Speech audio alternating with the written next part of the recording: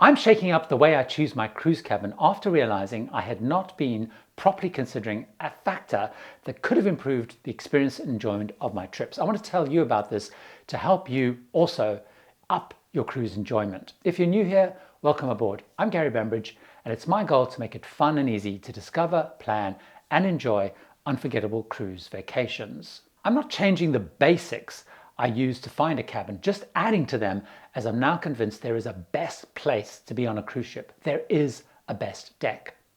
There are 5 things I do right now when it comes to my cabin. First, I decide which grade: inside, ocean view, veranda, or suite. Everything I'm going to talk about from here on applies to every single one of those grades. I personally almost always go for a balcony, reasons I've covered in another video.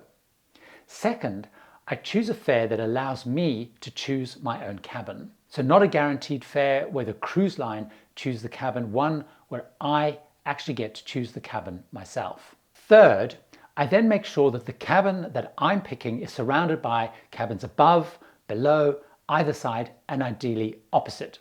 This means that I avoid being above, next to, or near any noisy venues or busy spots on the ship. Fourth, I make sure there is no interconnecting doors so the television, arguing, or noisy neighbors will not be heard in my cabin.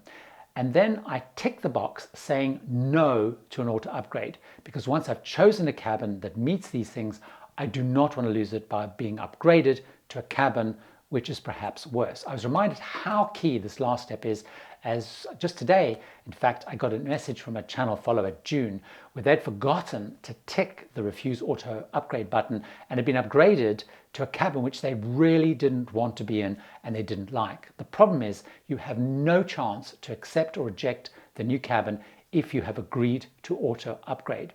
And once the line has moved you, it's almost impossible to get them to reverse it. However, even going through those 5 things, it leaves me often with hundreds of cabins around the ship. And not all of those get me in the best place on the ship, as I found out on my last 4 cruises. Ships, as we know, can be huge with many, many decks. For example, of the 4 ships I was on recently, Sky Princess and Regal Princess had 19 decks, Pinot Britannia had 18, and Celebrity Silhouette had 16. However, ships don't have as many decks as they say they do, because most ships actually skip a deck.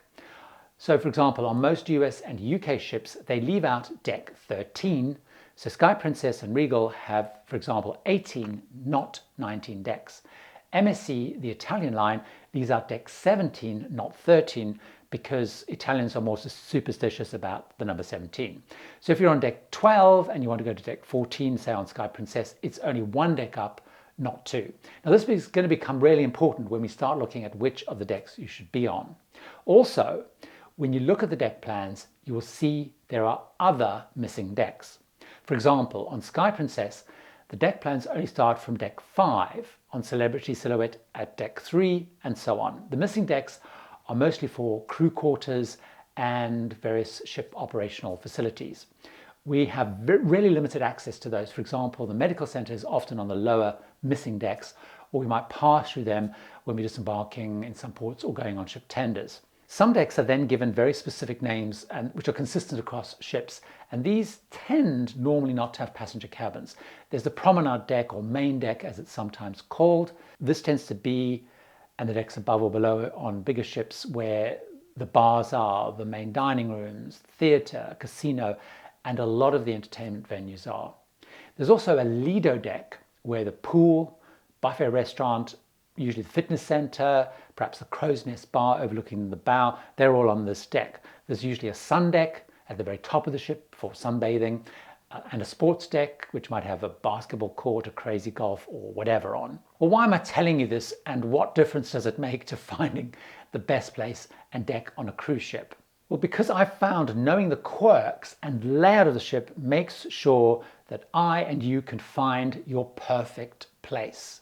I've learned that the key is to make cruise ship deck plans your friend, and really importantly, to ignore totally the interactive deck plans the lines have on their websites, because in my view, they hide and they certainly make it harder to spot any issues. Instead, I always download a PDF copy of the deck plans, or I use ones in the brochure. Also, I make sure that that specific plan covers the dates of my cruise, because there are often different versions, because when ships go into regular dry docks, tweaks and changes are made to layouts and venues are added or moved. With that in mind and deck plan in hand, here are my tips around which of the decks you should be on. First, as a general principle, but then I'm also going to give you some tips around specific destinations, because in some cases the deck you should be on changes by itinerary. Well, first of all, there's decks that I make sure my cabin is not on. I avoid the deck below the Lido deck, for example. This is where you can, and I have, been affected by noise and disruptions for much of the day and into the night, from pool parties, scraping chairs early morning throughout the day. Under the buffet, there's often noise. If you're below the fitness center, you can be disturbed with the pumping music from the fitness classes or people dropping weights, and it does actually get really annoying. The same with the sports deck, where you can have people thumping around on there. So next, I then avoid decks above and below the promenade or the main deck. Here you've got the theatre, you've got night music venues, nightclub, bars, main dining room, and things like the kitchens.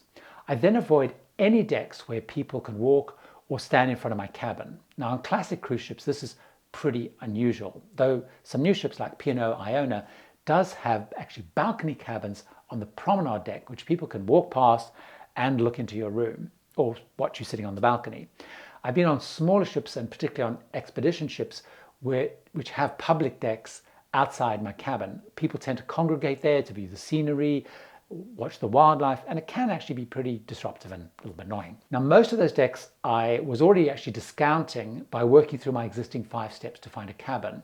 So where did I find on top of this I now also need to focus? This is where the learning I made on those recent trips has come into play. Well, first of all, I learned a lesson from my experience on Regal Princess compared to that on Sky Princess, both with the same number of decks.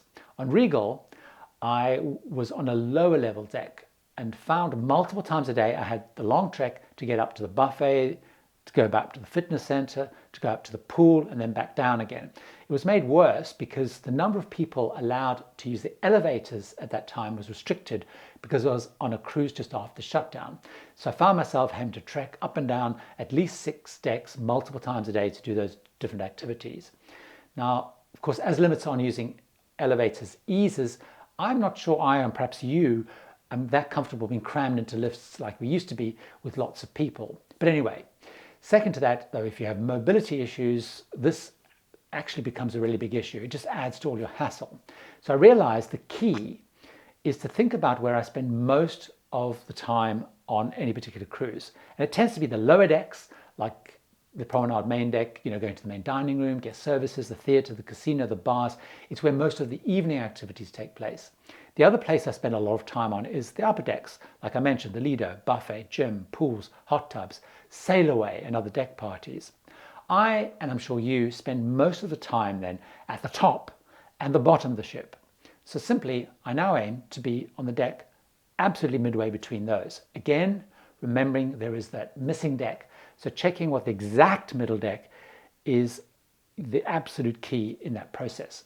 So if I'm heading up from my cabin to the gym or pool, I only have a few decks to go up. If I'm heading down from my cabin to go to the theatre, again, I only have a few decks to go up and down. I'm actually comparing my phone tracker, the number of steps and stairs I walked on Regal Princess on a lower deck versus Sky Princess, whereas on a more middle deck, it was dramatically different. It was just so much less hassle and time.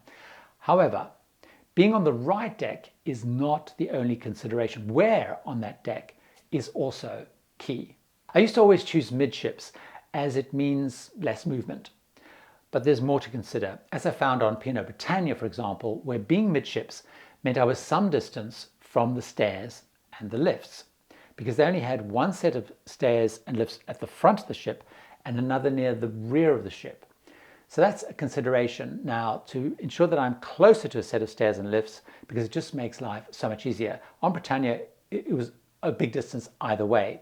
Now, some vloggers and cruise commentators argue that being at the end of the corridor is advised because there's less traffic, less people walking by, and so it'll be quieter because there are fewer people walking past your cabin. I have a different view. If you like the view over the bow of the ship, or like the view over the wake of the ship at the rear, that's the reason to do that, not the other reason. I don't think that traffic is a big issue in deciding where you should be on a particular deck. However, there may be some other considerations where on the deck you should be. For example, being at the rear of the ship means you're closer and have more direct access to the buffet and the main dining rooms, because these are usually towards the rear, the back of the ship. If you're very into fitness and the spa, you may want to be at the front of the ship, as they tend to be there, and so again, easier to access. If you are worried about seasickness, the rules on best deck actually still apply in my view. You can go low, close to the waterline and middle of the ship, as is the most common advice, but they tend to be inside or ocean view cabins, and normally actually under the main or the promenade deck. I would still, though, if you're worried about seasickness, go for a balcony cabin in a more middle deck and be midships on that particular deck, because easy access to fresh air and seeing and watching the horizon are also great ways of dealing with seasickness if you're worried about that. The only time a low deck may be ideal, and I would go low, is on cruises where you've got guaranteed rough seas. So for example, Drake Passage heading to Antarctic Peninsula, or perhaps a winter transatlantic crossing on Queen Mary 2. But does being in the middle deck rather than higher up mean that I'm actually giving up the best views on a cruise? In my experience, on all the scenic cruises I've been on, I can see that you get fantastic views on the middle deck. In Alaska, it's more eye level with the glaciers. Going through the Panama Canal, it's closer to the wharves and the mules that help guide the ship through. You're perfectly close enough, high enough to get fantastic views. You don't have to go totally high up. And again, you've got, which will be a big plus, the convenience of heading up or down to the activities on the ship. If the scenic cruising, often you might want to be right at the top of the ship anyway, or you might want to be out on the promenade deck. Despite all of this though, there are still bad cabins on a ship. So watch this video where I start talking about the worst cabin on a cruise ship to avoid. See you over there.